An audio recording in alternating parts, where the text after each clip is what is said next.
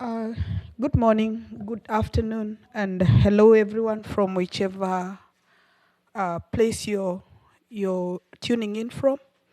We want to welcome all of you to this side event hosted by the Commonwealth Disabled People Forum. And the Commonwealth Disabled People Forum have a women's forum, which is a wing of the bigger CDPF that looks into the issues of women and girls with disabilities. And we are happy that we have been given this opportunity to be able to share issues around what women and girls with disabilities around the Commonwealth are going through and how we would like to have interventions around these issues.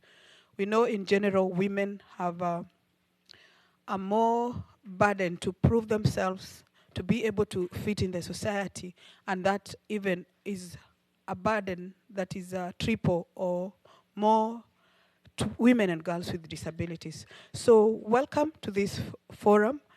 Our event is about developing ways of creating equal access for disabled girls and women to sexual and reproductive health services for greater equality.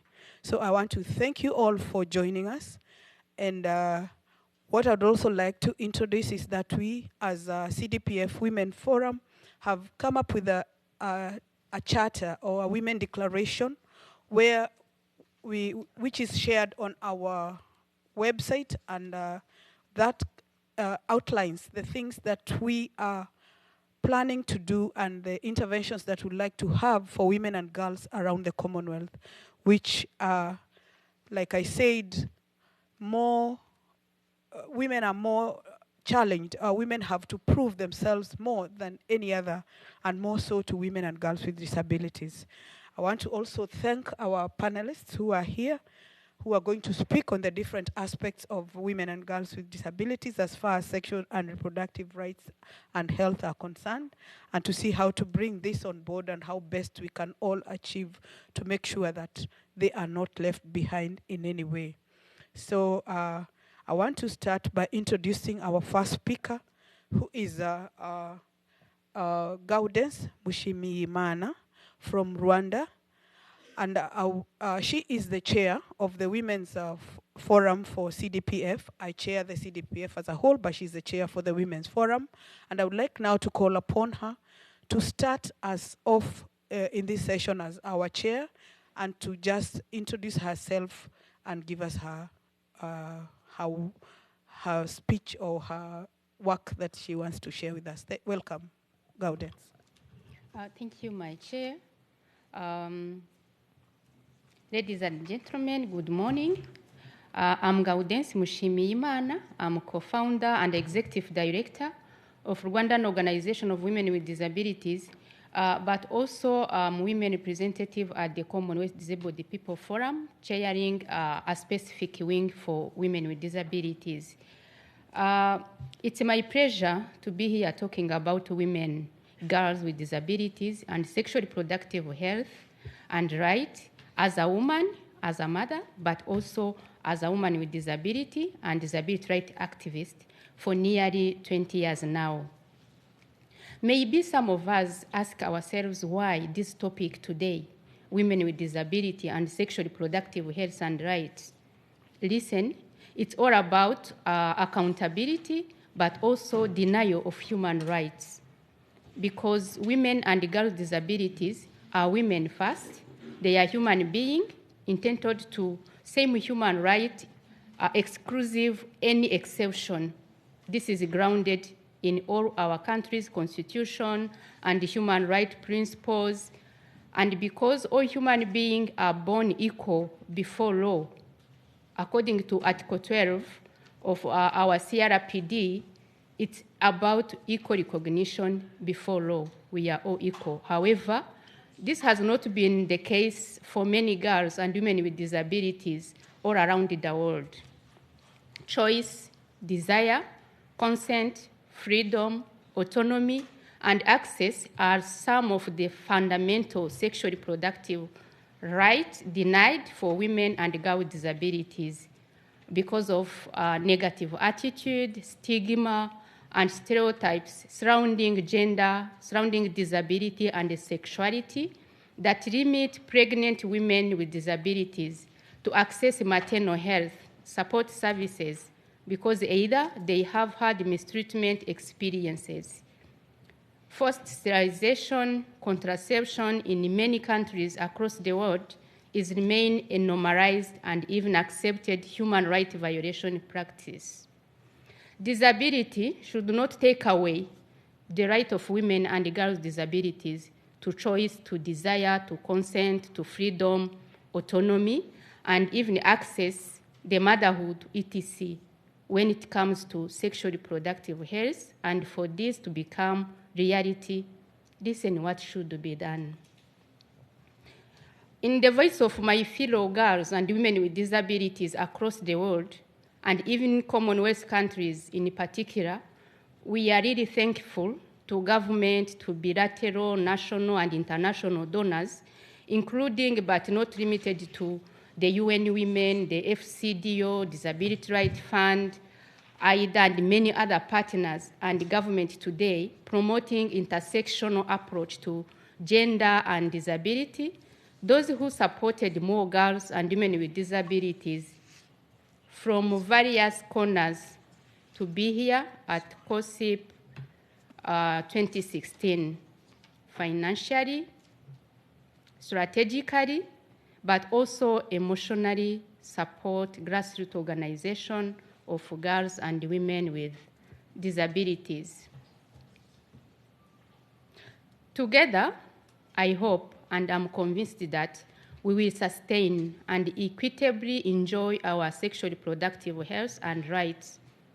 The journey, of course, is still far, and we call upon more partners, more government, more resources to support the disabled women movement to organize from grassroots, locally, regionally, and internationally a strategy to empower building knowledge, confidence, and a strong advocacy space to lead the change we dream, living an independent life free of any human rights violation. Across the world, girls and women with disabilities also call upon the repealing and even review of many laws denying legal capacity and give more overpower to caregivers, health professionals to decide on behalf of women and girls with disability about when and with whom to have sex, get pregnant or not, to access maternal care services, and or even terminate pregnancies without consent, without choice, etc.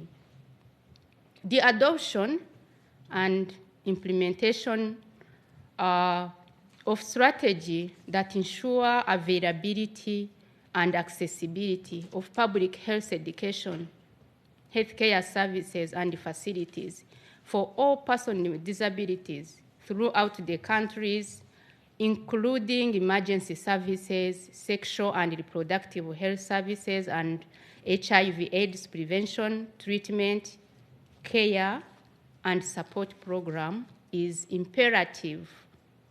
Physical accessibility of health facilities is also needed. Raise awareness of the right of persons with disabilities among medical professionals through training and the promulgation of ethical standards, including on the right to free and informed consent, is also a request from girls and women with disabilities. Last but not least, it is accountability by ensuring laws and policies are implemented.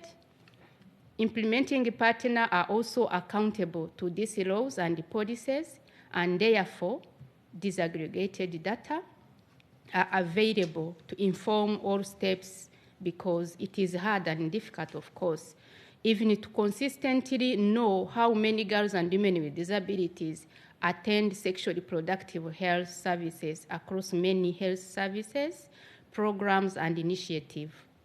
Thank you for your attention. Thank you so much, Gaudence, for that elaborate uh, presentation on the issues of women and girls around the Commonwealth.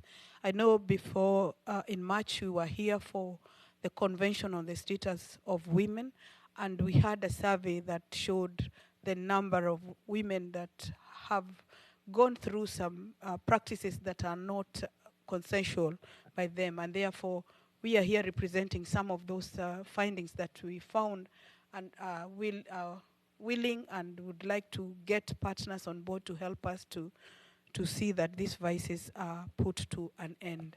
Thank you so much, Gaudence.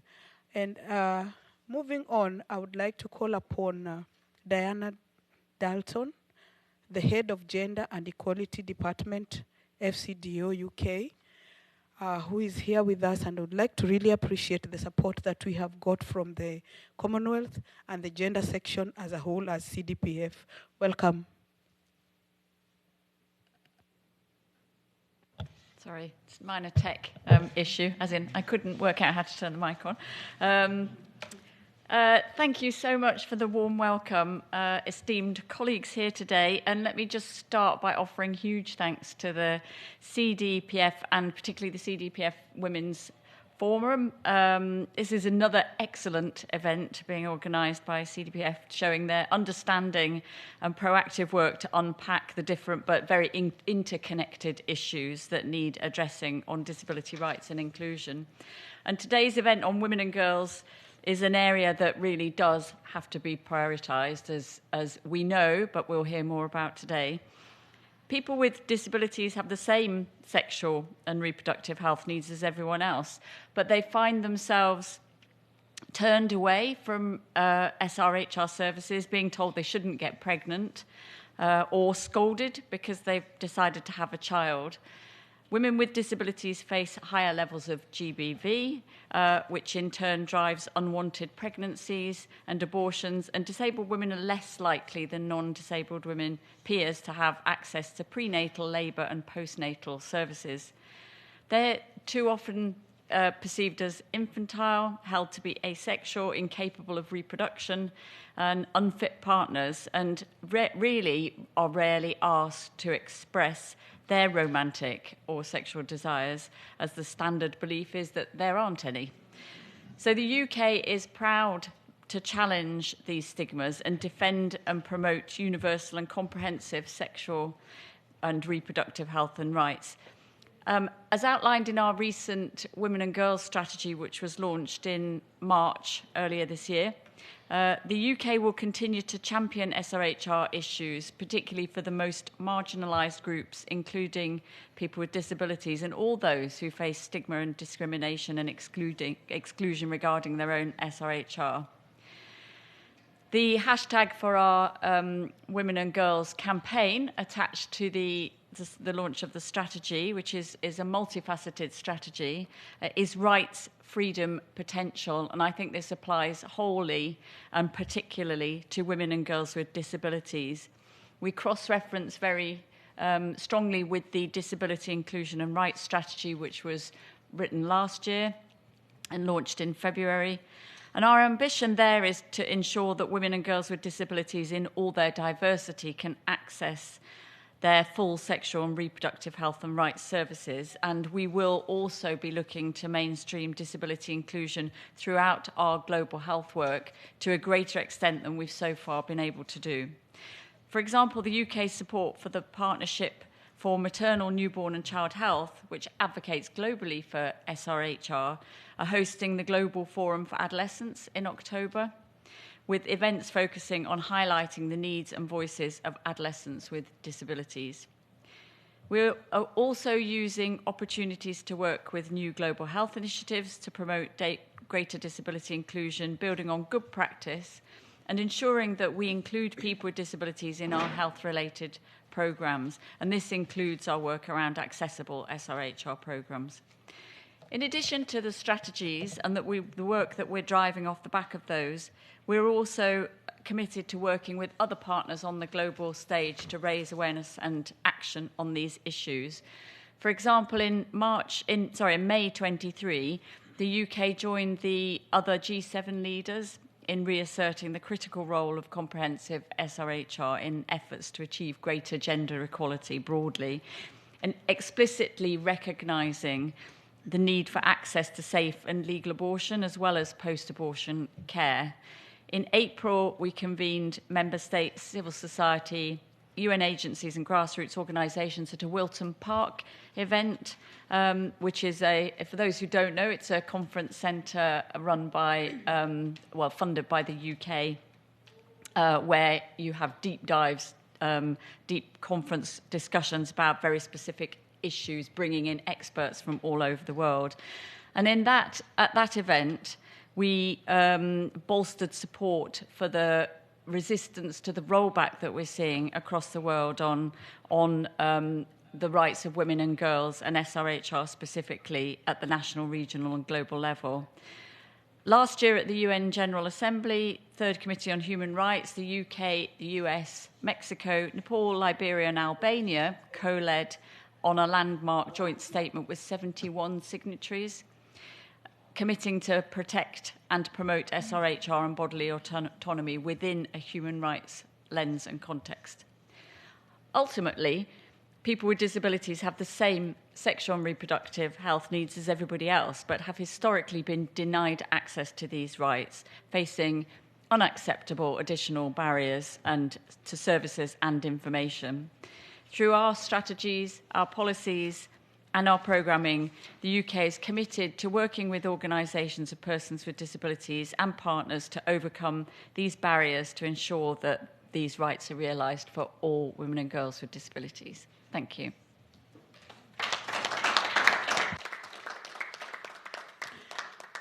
Thank you very much, Diana, for that elaborate and commitment that the UK government has in order to ensure that women and girls' rights are achieved. And we want to take this opportunity to appreciate what you have done so far, and we know together we can achieve even greater equality. Thank you. I want to call my next presenter, who is Kerry-Ann Eiffel. She's the president of Barbados Council of the Disabled and the vice chair for CDPF, to just also make her presentation.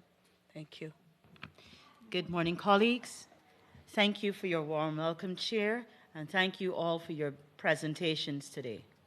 Coming from a region of the world who still holds to several conservative notions, the concept of sexual and reproductive health rights for women and girls with disabilities remains an elusive but ever-present dream of those of us who live with disabilities. In our region, many women and girls with disabilities are still denied access to information about their bodies, about their rights to their bodies, and to the right to make their own decisions regarding their own choices. We still have too many women and girls who carry children and are not consulted about their care, do not know how, where, and who to go to when they need information. Too much stigma is still attached. Too much discrimination is still there. So how do we tackle it? The Barbados Council for the Disabled for many years has been working in various fora and spheres to redress this issue. Several years ago, we published a booklet surrounding violence against women with disabilities and encouraging persons to know more about their rights, to understand what types of abuse is out there. We made this booklet available in hard copy, soft copy, and audio, so that we could ensure that all women were aware of their information. We've run several programs on self-defense for our women and girls, so that they can go against the inclinations of others to hurt them and harm them and force choices on them and their bodies that they would not otherwise have chosen.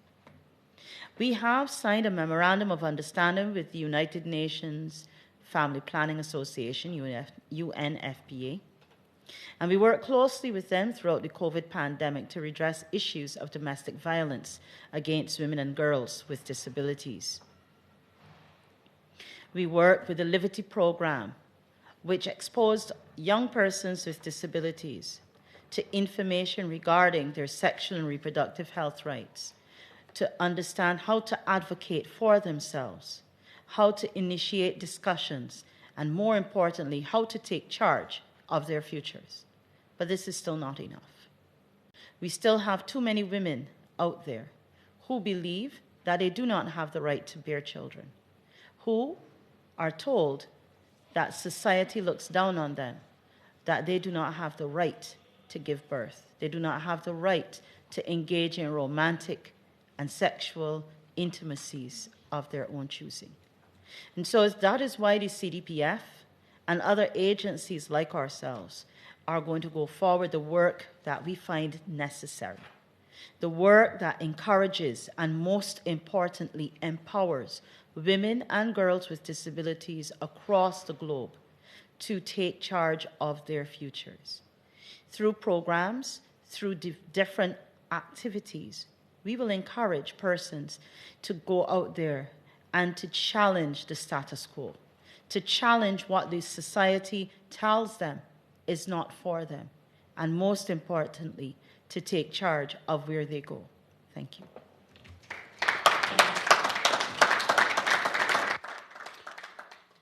Thank you, Kerry-Ann. I want to call upon our next speaker, who is Sister. Oh, sorry. Let me first call Dr. Shavana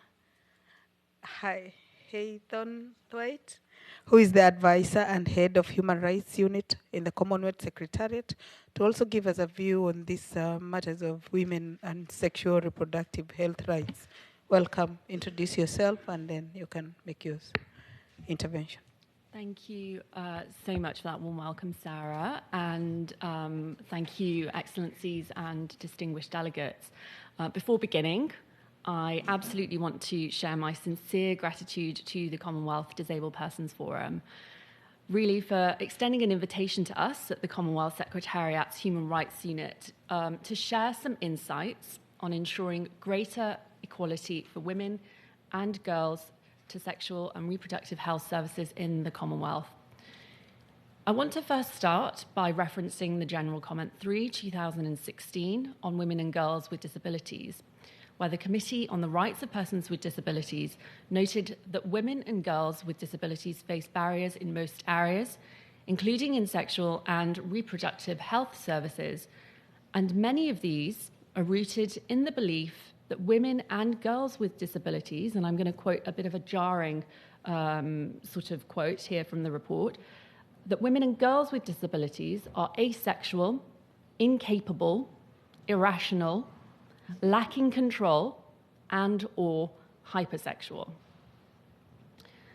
We also know that women and girls with disabilities face multiple barriers in exercising their right to sexual and reproductive health, including physical barriers to service providers, inadequate or outdated legislative systems, as we've heard from some of the previous speakers, inequalities in law and policy, harmful and prejudicial social stereotypes, and a lack of access to comprehensive information. In the most egregious examples of discrimination, women and girls with disabilities are forced to undergo sterilizations and subjected to various forms of sexual violence. However, with concerted intergovernmental and non-governmental effort, we can successfully address the challenges experienced by women and girls with disabilities in their full realization of their sexual and reproductive health and rights.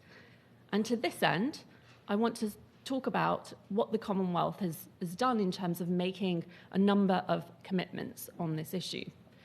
So in the 2022 Commonwealth Heads of Government communique, Heads urged member countries to implement the UN Convention on the Rights of Persons with Disabilities and promote alignment of any related policies. Moreover, Heads also underscored the importance of equitable access to quality sexual and reproductive health and rights services as part of efforts to reduce communicable and non-communicable diseases. At the 2019 Commonwealth Women's Affairs Ministers meeting, ministers committed to progressing and harnessing the demographic dividend in line with existing commitments in terms of the SDGs, CEDAW, the Beijing Platform for Action, and the International Conference on Population and Development Programme of Action and outcomes of their regional reviews, particularly as they pertain to women and girls. They also agreed to recommend the Commonwealth Heads of Government endorsement of the work of the Secretariat to continue supporting efforts of our member countries in order to progress their commitments to SRHR as a crucial component of realising human rights. Taken together, these calls to action require the commitment of all Commonwealth member countries to take decisive action to ensure the promotion, protection, and full realisation of the sexual and reproductive health and rights of women and girls with disabilities. The Human Rights Unit at the Secretariat supports member countries to develop policy and strategy frameworks to protect the rights of persons with disabilities. And with specific regard to the health sector, we take a very comprehensive approach, inclusive of assistance to support member countries realising their commitments that they have undertaken on sexual and reproductive rights. So later in the year, the Commonwealth Women's Affairs Ministers will once again meet in the Bahamas to discuss the growing challenges facing women and girls, as well as sharing good practices on how to meaningfully address these challenges. A key agenda item of the meeting will be to examine the intersection between gender and disability, with a view to recommending sustainable and measurable actions for endorsement by heads of government at their next meeting in Samoa in 2024. So in closing, the Commonwealth remains committed to the progressive realisation of the sexual and reproductive health and rights of women and girls with disabilities. And the Human Rights Unit, which I'm head of, and I have a fantastic team here in the room, is ready to provide technical assistance to Commonwealth member countries as they develop their national programmes. Thank you so much.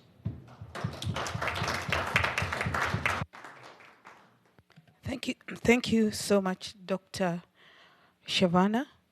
And I want to reiterate the fact that UK and FCDO in particular is very keen in involving CDPF in not just the technical support on what issues of women and girls with disabilities are, but even supporting their decision making and their space when it comes to making outlining activities and even making agendas around the women agenda. The inclusion of women with disabilities is being taken in place, and we thank you for that.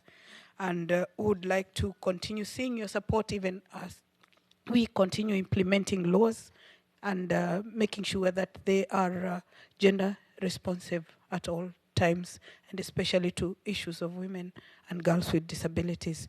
We thank you so much for your support. Next, I would like now to invite our own Sister, Parwin.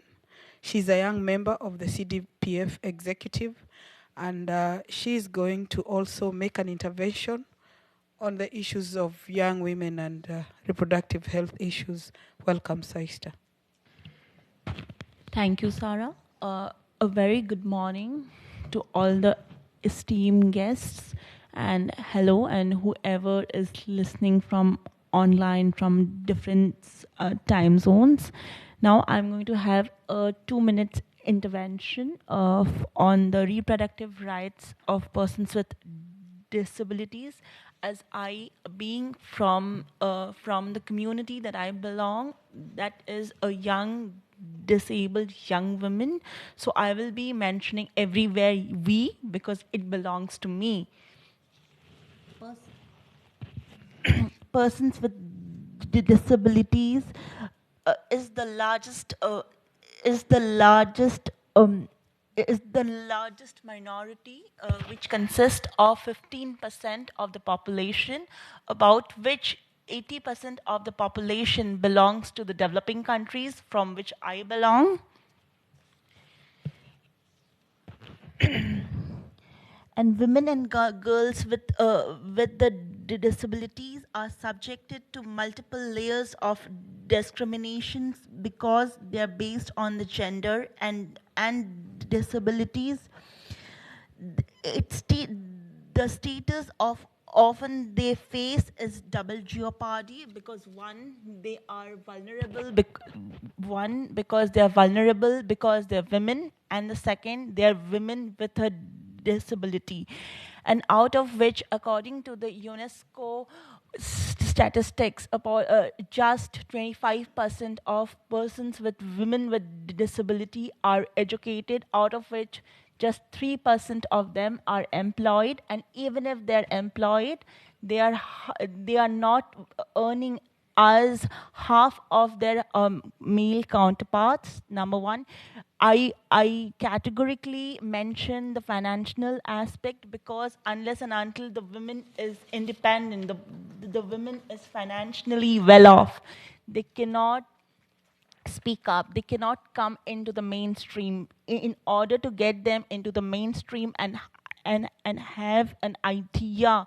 of independence and sexual and reproductive rights, it is important for them to be financially well off and educated, number one.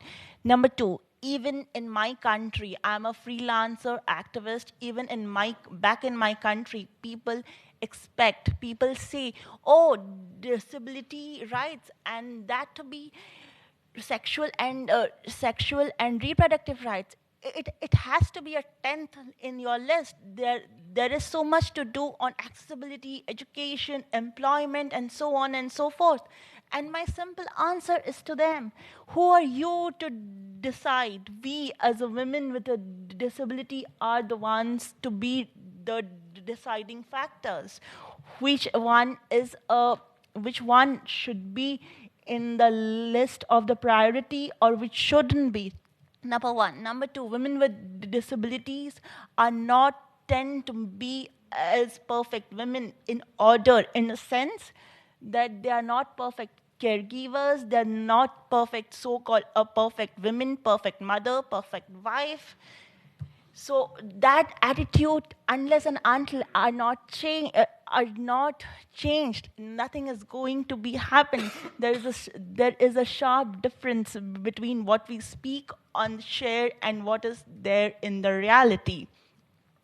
Now, one of my friend who is also a blind and a lawyer, she had a kid, and her kid was extremely notorious. And the other friend told me that, her kid is very, very naughty. I said, what about your kid? Oh, my kid is very naughty and she gets hurt. Okay, so your kid gets hurt because the kid is naughty, but disabled kids can get hurt because the mother is disabled. The mentality has to get changed. Unless and until we get changed, nothing is get to be changed. And secondly, and the last point that I want to raise, often women with disability are subject to abuse, and that abuse is accepted as firstly, they are accepted as because the person is a service provider, or they are accepted that, yes, okay, it's fine to be abused or sexually, get abused to a person with a disabled, because the women can't speak or can't see. So there is a double jeopardy, there is a double burden on women with a disability, because they fight on multiple layers. And until and unless these attitudes are going to be changed, because reproductive rights with women with disability movement is termed as a pseudo activism, or as an elitist activism, not as something that we need. Until there is a need for change, there is a want, there's a will for the change in the ground, in the society, nothing is going to change. Thank you.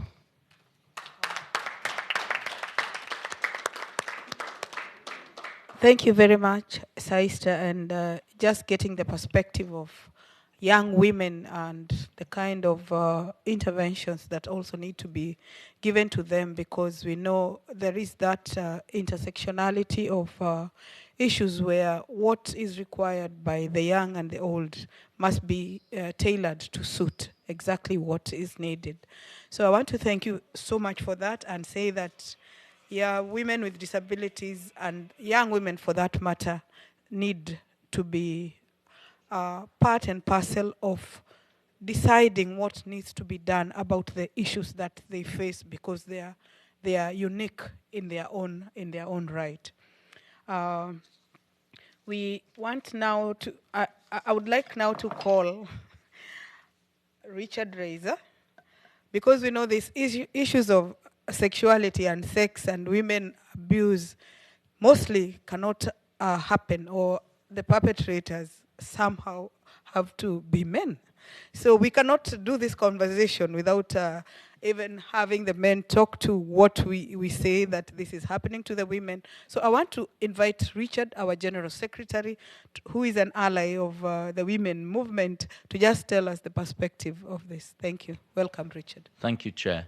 And I'm so pleased that the strategy that we have of pushing women to be more a majority of our leadership, you can see it on the platform here, is coming to fruition. And I think that's one of the things. When we restarted the Commonwealth Disabled People's Forum in 2019, it was one of my objectives that we should have a majority of women on the executive. And the last two executives, that has been the case. We have 16 women and 10 men on our executive currently. And we want to keep it that way, because I believe the time for separate meetings, such as from the Beijing Forum onwards, has passed. The time now is to bring women's issues into the mainstream, and everyone has to take ownership of them. And that's why we are giving this high priority to this issue. Because as Mahatma Gandhi said, you have to be the change you want to see. So if we really want women's equality, then all the men have to become allies in the struggle for women's equality. And they have to call out those perpetrators of sexual violence, sexism and abuse, because it may start with a joke and it ends with violence. And that is something we know.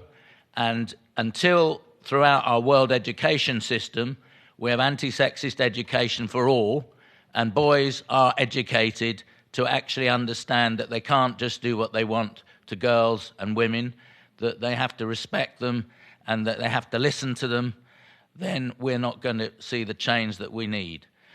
This came home to me very strongly when we, as the Commonwealth Disabled People's Forum, with funding from the Commonwealth Foundation, ran a course in the South Pacific in 2012-13 for disabled representatives from the 9, one of them was suspended at the moment, we include Fiji, the 9 Commonwealth disabled island countries of the South Pacific, and we had a woman, a man and a youth from each of those, came for a week to Papua New Guinea for a comprehensive course on understanding what it meant to actually implement the convention. Because it's not just about signing a bit of paper, it's about a mindset change that has to happen throughout the polity and then the wider society. And I think that worked very well in one way. They got that message, and the outcome of that, within a year, there was only Vanuatu who had actually implemented. Within a year, 5 other countries, due to that intervention, had been persuaded by our activists that they needed to sign as well. So this sort of training and capacity building really works, and we need to do it, and we need to do it now, it seems to me, challenging those who dominate our disability organisations in many places, that they have to move over and give support to women in this struggle for them to take it, because it can't be just a women's forum, though that's important for women to work out what they want and where they want to go, but we have to do it. And what happened on that course in Papua New Guinea was there was a considerable amount of sexism from the men. They thought, basically, this is open season for us. We're here away from our homes, and there are all these women in this place for a week, and they started trying it on when the women didn't really want any of it. There was one particular guy who wouldn't take no for an answer, and then he actually, and this was quite abusive to all the other women, because he'd been rejected by them, he went out and bought a prostitute and brought her into the conference centre, and we sent him home as a result of that. We cannot have that sort of behaviour and abuse going on. So what did we do with the other men there? Because they weren't sure if that was the right thing for us to have done. We said, no, we're not having this. We went off programme for a whole day, and we split by male and female the group, and I ended up taking the male group, and the female leader and her PA, who was also very strong on the issue, worked with the women on what the men should do to change, and I worked on what the men needed to do to change themselves. And it was really quite an interesting event. It's on a website and a little film of what actually happened there, but it really did transform. And that's why I was convinced that when we reformed the Commonwealth Disabled People's Forum, that women had to be to the fore. And I think there are a few other issues. Social media is a major problem in many ways, but it's allowing space and platforms for misogyny. For instance, people like Andrew Tate, who we have a big problem with in schools in England. Many teenage boys are now identifying with what he's saying, and he's abusing women all the time online and saying it's all right to do so. And unfortunately, and this is one you can take back to the British government, the DFE, the Department for Education, still hasn't issued a circular on this, that schools need to tackle this and actually tackle it hard. They're leaving it. And so these ideas, which are pernicious, when they actually get into young people's minds, are very corrosive and will lead to more misogyny and more violence on women. And so governments around the world need to stand up and challenge the misogynists. In my view, they need to make laws to ban misogyny as a hate crime. It's the largest hate crime in the world, and let's call it what it is, because people don't rape for sexual gratification, they rape for power. And that is misogyny, and it has to be outlawed, and it has to be... But to last, for disabled people, and particularly disabled women, they need to be empowered by our support as men within the movement, and it's not just creating a space for them to meet, it's actually looking at our own practice, our own ways of living, and changing those. So we stand for that in the Commonwealth Disabled People's Forum. Thank you.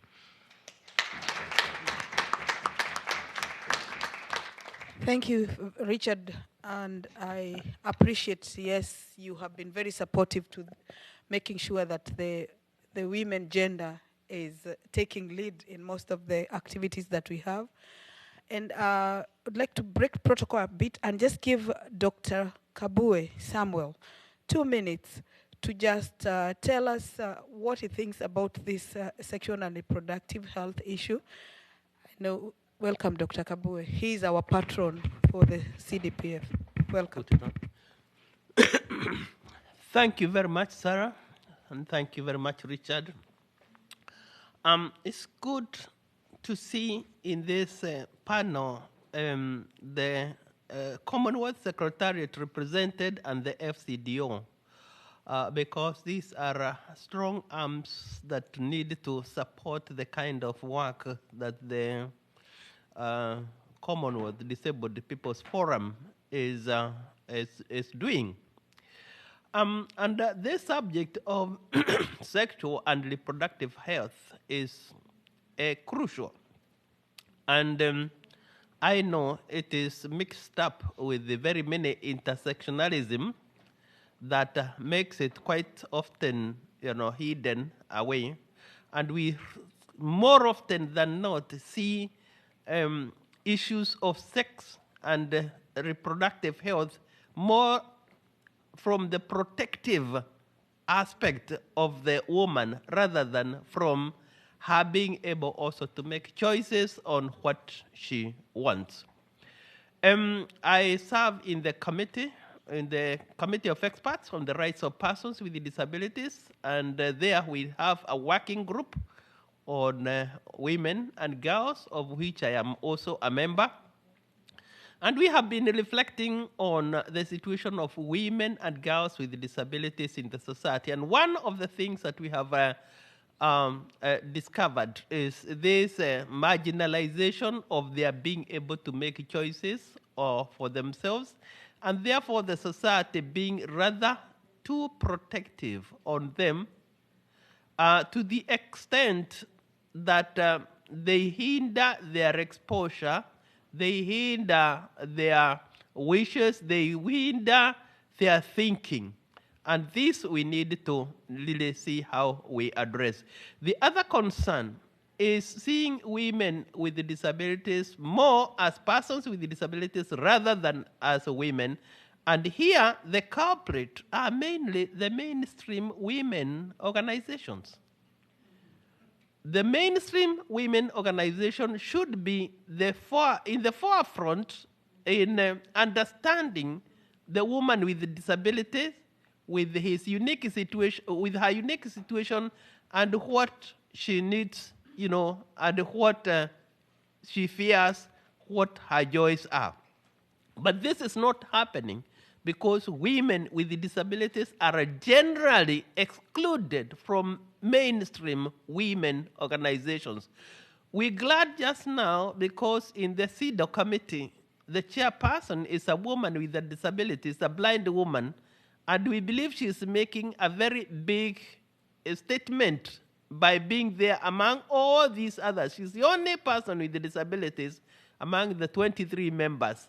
She's making a big impact on, bringing that fact that women with disabilities are first and foremost women, and therefore they should be on the table wherever issues of women are being discussed. Their issues are important, but they will only be strengthened if women movement is embracing them. And I say this because in one of the dialogue we had with one of the states, we came up with this issue of reproductive rights of persons with disabilities. As we talked about choice. And one woman who was a member of parliament from that country and who was a part of the delegation said, no, we can't allow this because they will breed like rats. And this is a clear indication of misunderstanding. This is a clear understanding of inhibition of recognition of the rights of the person to choose what she wants and what she does not want. It's a reflection of what is happening in the mainstream woman organization. Thank you. So we are living in the age of inclusion, and we want women with disabilities, women and girls with disabilities, to be on the table with the rest of the women so that they can express their needs, they can express their fears. Thank you. Thank you, Dr. Kabue, for that. And we can't agree more. I want to open this chance now to the plenary, that we can have a few comments and questions before we wind up. I see some hand at the back. Yes, yes, go ahead. You introduce yourself. Yes, hello, my name is Valentina. I'm from a women's organization in Guatemala. I have a comment and a question. To the last speaker, we've been participating in a lot of side events regarding women's rights in sexual and reproductive rights and health.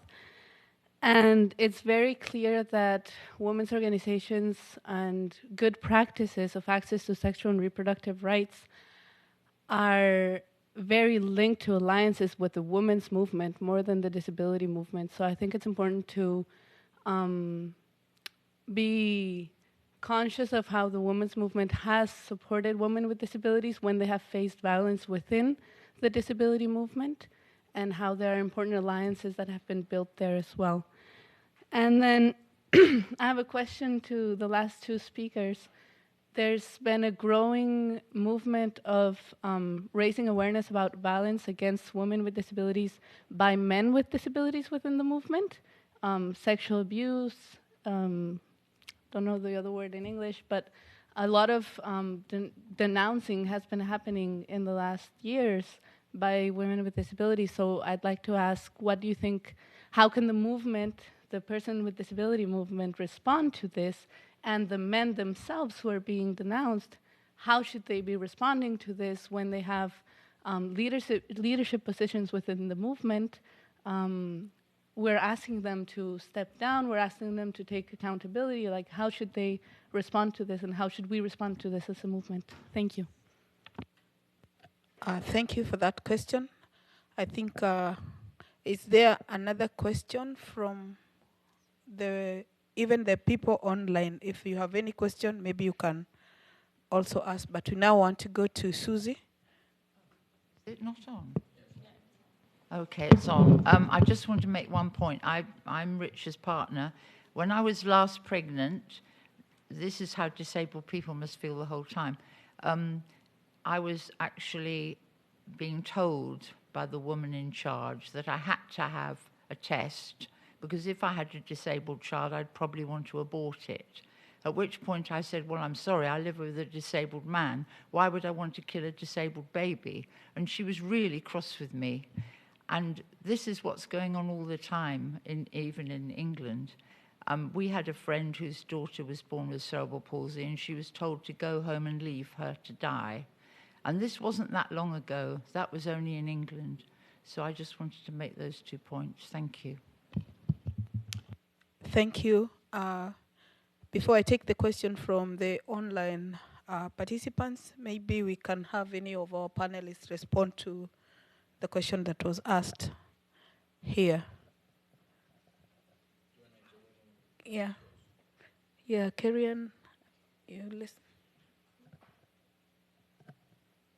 You can respond to her question about the yeah.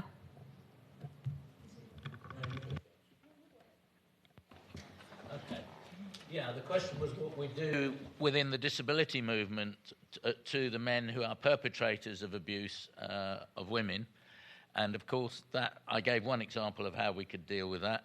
But I think if people are in positions of power, just to get them to resign doesn't change their attitudes. So I think they need to be made to go on courses where they have to actually confront their own sexism and find out ways that they can actually change. And so I think we need to run these courses. I think we need to run those courses for parliamentarians, for senior civil servants, I think all decision makers, for teachers, educators, university lecturers, because actually the commitment, it seems to me, to being true allies from men to challenge their sexism is pretty skin deep. It's not very deep at all, and I think we have to find ways and structures of actually doing that and bring it out into the open so that it's not something that is a private or personal matter. This is not a private or personal matter. This is actually a social crime against a majority of the world, because women are the majority of the world. Thank you. Karian, did you want to say anything, or we can, yeah? Just to say that what Richard just said is totally true, and we need to broaden it, because we too, within the movement of women with disabilities, we also need to educate the women in the mainstream movement about our place, because we can't have, if we're trying to get the men to rethink how they respond to us and to our needs, the women are also discriminating against us as well. And so we need to re-educate the whole society and especially tackle it from within. In Barbados, for example, it took our Organization of Blind and Visually Impaired Women several years before the National Organization of Women took them seriously and brought them on board to discuss issues related to sexual and reproductive health rights. And that just goes to show that we do need to work harder to get everybody to recognize that we are women with the same rights, needs, and abilities as everybody else, and we have the right to be treated as equals. Thank you. Thank you, Karian. I want to call upon now Diana to also give a response. Thank you.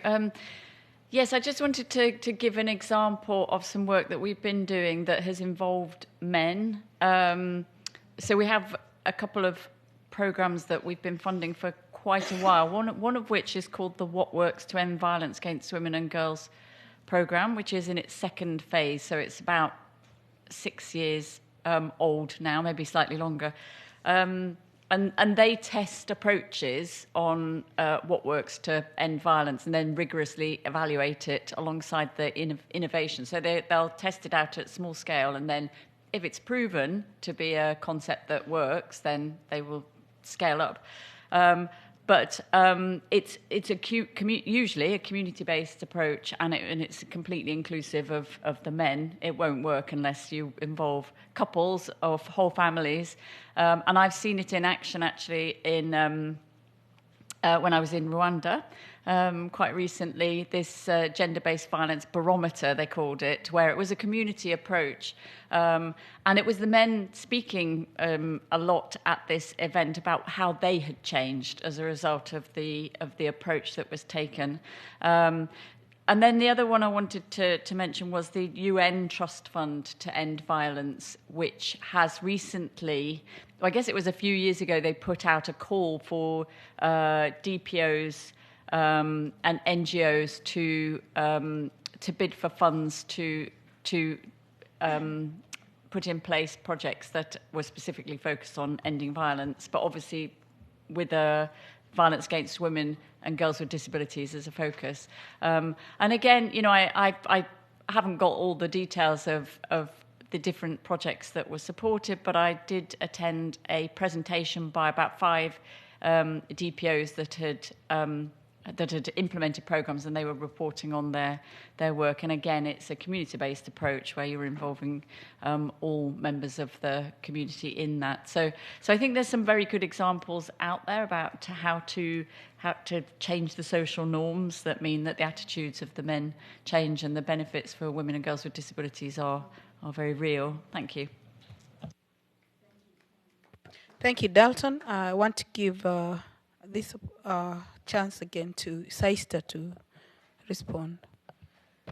To the last question that has been raised to us, like, is the women's movement can be collaborated with the disability movement? The question should be, are they interested to collaborate with us? Because the problems are interlinked and interdependent. You cannot isolate women and disability. She is a woman with a disability, number one. Number two, the Me Too movement that has been sparked off has often been isolated with disability, or they have been. So you cannot say that sexism exists, or patriarchy or misogynist mindset exists only within men. It is more within women as well, with girls as well. They are superior to other if they hold power. So that power dynamic has to be changed within the feminist movements as well. So we should work together with you and me together, not with me as a women's movement separately, or me as a disability rights movement separately. It has to be collaborated. Thank you. Thank you, Saista. Yes, the women must work together as women, and then the issues of disability for women with disabilities within the women movement then are addressed. I want to ask if there is any question from the online participants. The online participants, if there is any who would like to make an intervention. I think we have a few minutes before we end our session.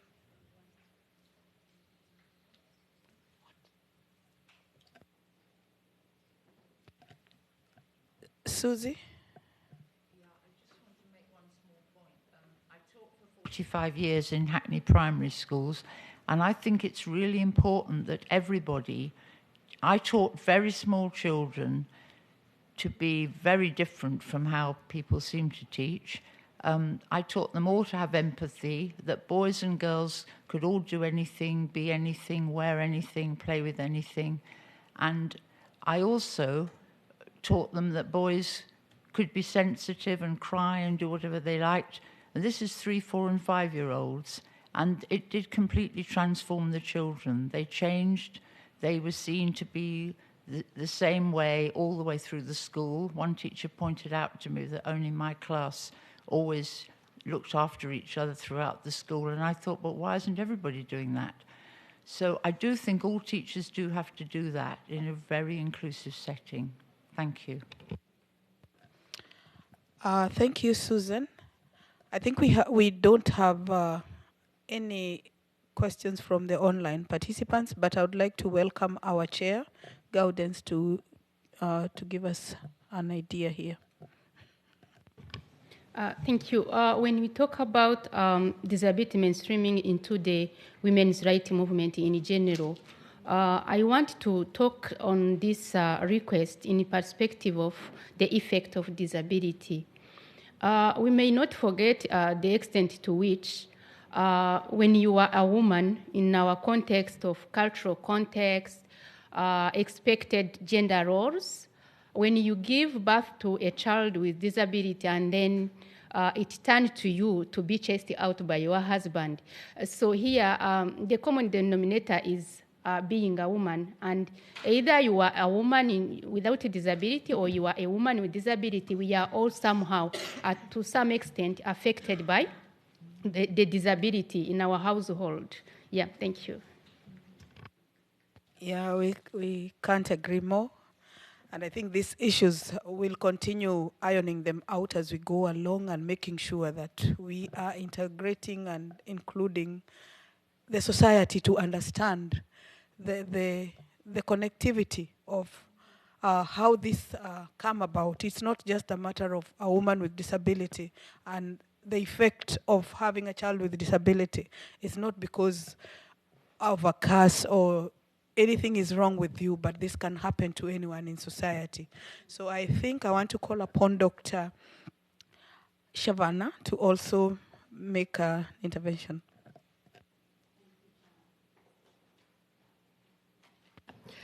Thank you, Chair. I think I'm just going to make a few very brief remarks which sort of amplifies everything that everyone has already been saying about moving away from a really siloed approach to women and disability. So the work that we do at the Commonwealth Secretariat, we often get asked by member countries to come and assist them with helping them to enhance their strategy around and their implementation around the CRPD, but also broadly protecting the rights of persons with disabilities within their national frameworks. And even today, when we do the initial needs assessments, we find that governmental departments are completely fragmented. There's no, I heard the word connectivity, which I think is really important, no connectivity between civil society, between government, between other sorts of organizations. And so that kind of intersectionality is completely absent from the work. And so this idea of disability mainstreaming, actually what we're finding is that it's not even properly understood conceptually of what that actually is in reality. And so what we're finding at the Secretariat is that with a number of different structures and countries, we're starting from basics, even today, in terms of the understanding of what disability mainstreaming is. And so Zaista talked about, we can't separate women, girls, disability. I fully agree with that. It's really right now we're trying to find ways in which we're implementing holistic, comprehensive approaches that incorporate that intersectionality, which I think will be key for this issue of SRHR, but then broadly rights of persons with disabilities being enhanced within national structures and ensuring there is more interrelationship, interconnectivity between stakeholders where at the moment, even today, there's just so much siloed working. So I'm simply just amplifying what has already been said, but hopefully we can move towards kind of bringing that understanding of mainstreaming to a bit more of a stronger positioning as well. Thank you so much, Chair. Thank you. And we know that together we have to work together. All these sections, all these sectors, men and women have together. Women with and without disabilities have to work together for us to have meaningful achievement of our goals. I want to call upon Richard to just shortly also conclude. Out of the discussion that I wanted to comment on. The first is, for a long time to get to this convention, and for the 30 years before it, those of us in the disability movement employed a tool called disability equality training. And this is training that has to be delivered by disabled people based on their life experience. It has to be based on a transformative view of society, which is to move from seeing the problem in the person with their impairments to seeing the problem in society and the barriers beyond the person, barriers of attitude, barriers of organisation, barriers of environment.